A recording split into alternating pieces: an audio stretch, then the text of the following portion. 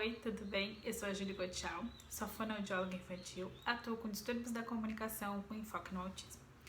No vídeo de hoje eu vou falar um pouquinho sobre como se desenvolve a linguagem da criança com autismo.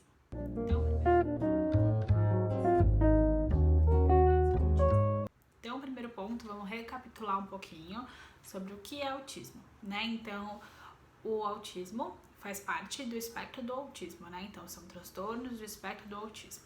E o que quer dizer isso? Quer dizer que as crianças que fazem parte desse espectro, elas têm algumas características em comum, né? E são essas características em comum: uma dificuldade na comunicação social e na interação social, questões de padrões restritos e repetitivos de comportamento. O que é isso? Uma dificuldade, repetições que podem aparecer de forma motora, então com movimentos repetitivos, com as estereotipias, ou podem aparecer repetições na fala, como as ecolalias, ou também a gente pode ver hiperfoco, né, que são interesses muito restritos em algum foco de interesse específico. Por exemplo, crianças que têm hiperfoco em animais e só conseguem falar sobre esse assunto e têm muita dificuldade de variabilizar o assunto. Então, resumindo um pouquinho o que é autismo, e aí, o que essas características vão interferir na comunicação e no desenvolvimento de linguagem do autista? Então, o primeiro ponto importante a comunicação social por si só já conta um pouquinho pra gente como essa linguagem vai se desenvolver. Então, o que é a comunicação? A comunicação humana, ela é a troca entre duas ou mais pessoas sobre algum tema específico. Quando eu tenho dificuldade de me comunicar socialmente, eu tenho dificuldade de interagir com aquela pessoa, né? Então, por exemplo, quando eu quero beber água e eu sou uma criança, eu ainda não alcanço o bebedouro. E aí, o que eu preciso? Eu preciso de alguém para mediar a minha relação com a água. Então, eu preciso de alguém que consiga me ajudar a pegar água. Então, eu tenho que pedir para essa pessoa água. E quando eu tenho uma dificuldade de comunicação social, eu vou ter uma dificuldade de pedir para alguém essa água. E aí, eu posso usar alguns recursos, como pegar a mão daquela pessoa e levar até a água, porque eu não quero me comunicar com ela. Eu posso sozinho pegar uma cadeira e tentar subir, porque eu não quero interagir. Então, essas dificuldades de comunicação social, elas vão ter um impacto importante na construção dessa linguagem dessa criança, né? Um outro ponto importante é que esses padrões restritos e repetitivos, eles também vão ter um impacto na fala. Qual é esse impacto? As ecolalias, né? O hiperfoco, qual é o impacto que ele vai ter? Ele vai ter um impacto importante eu quero falar sobre um assunto, você quer falar sobre outro assunto, e eu só quero falar do meu assunto. Essa comunicação vai ser gostosa? Talvez não. Então, essa é a grande dificuldade da interação social, que os padrões restritos e repetitivos vão afetar. Então, se eu tiver um interesse só em animais e só quero falar sobre animais, o mundo inteiro não vai só querer falar de animais o tempo todo. Então, isso vai dificultar ainda mais a minha interação social. E aí, um outro ponto importante são as ecolalias que eu comentei, que às vezes elas vêm com algumas funções de comunicação. Por exemplo, eu não quero estar nessa conversa. O que eu faço? Eu fico falando do desenho e fico falando de forma repetitiva sobre alguma coisa do desenho que eu vi, e aquela minha fala repetitiva, ela pode bloquear essa interação, porque eu vou lá e fico falando coisas que só eu tô entendendo o que é, porque não é uma fala para comunicar, é uma fala que tá vindo de uma coisa mais interna, né? Aí, qual é o ponto importante da comunicação das crianças com autismo? O grande ponto é que da mesma forma que a gente tem um transtorno complexo, que é o transtorno do autismo, ele é completamente heterogêneo.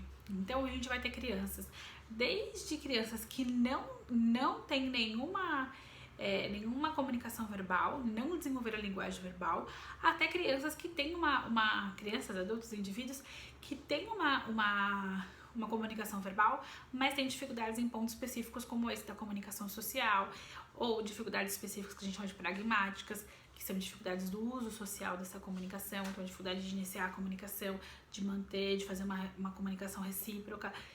E esse grau de dificuldade das crianças com autismo, ele vai ser completamente variável.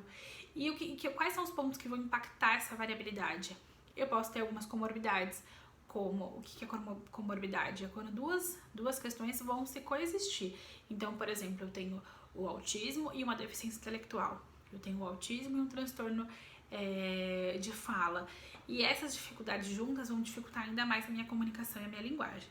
Então, então um grande ponto da linguagem do autismo é que ela é completamente variável. Qual é um outro ponto importante? A gente vai ter déficits muito específicos em algumas áreas. A principal dessas áreas é a área pragmática.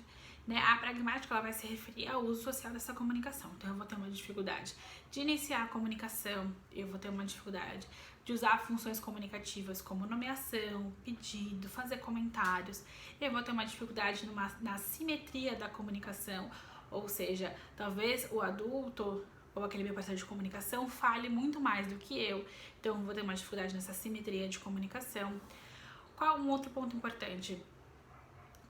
Eu até já postei aqui no Instagram, que é a regressão.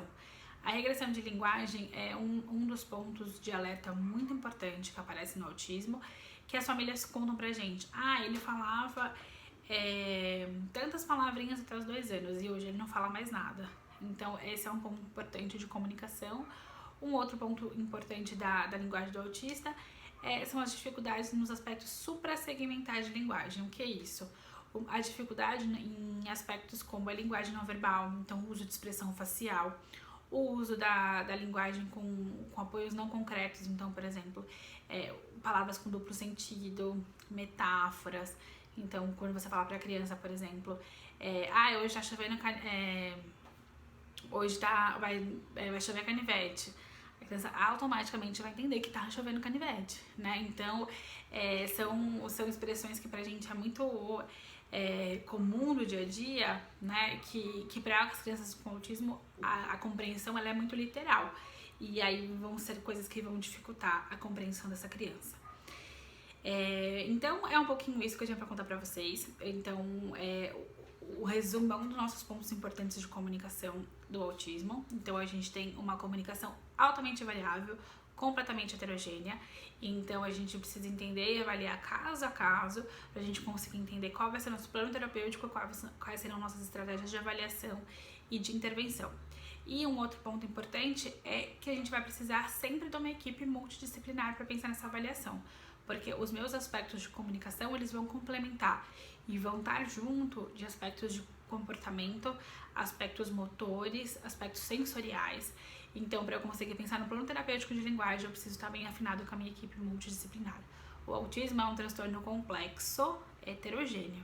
Então, com tudo que é complexo, precisa de uma atenção muito especial. Então, eu sozinha não vou conseguir pensar em toda essa complexidade do autismo, então eu preciso de uma equipe compartilhando e estando cada vez mais perto comigo.